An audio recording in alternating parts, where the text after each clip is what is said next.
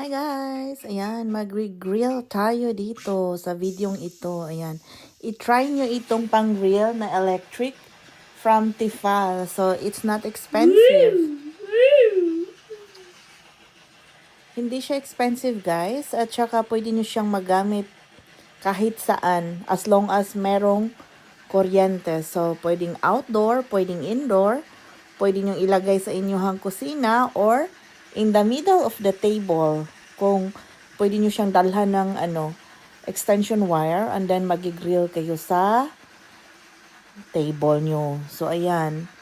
Tingnan nyo here.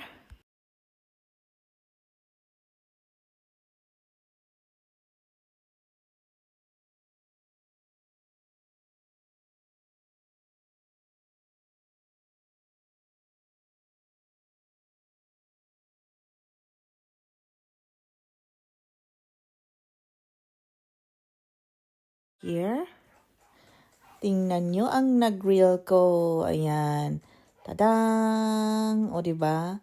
Ang gandang tingnan, kaya subukan nyo na ito. At murang-mura, mas madali pa. So, sa mga nagda-diet, mas maganda to siya. So, pwedeng fish, pwedeng karne, pwedeng hotdog or any. Tapos, dyan magdi-drain yung mga fats niya.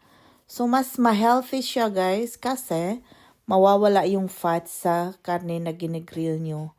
So, kaya kung gusto nyong mag-avail nito, hanapin nyo lang sa internet.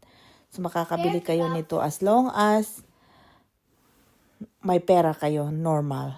So, ayan guys, luto na at saka super madali lang. So, hindi siya magastos ng kuryente kasi super dali lang niyang mag-grill. So, meron siyang timer around 2 to 3 minutes and then luto na. Ayan. Maghahain na tayo at saka kakain na tayo. Thank you guys and see you on my next video.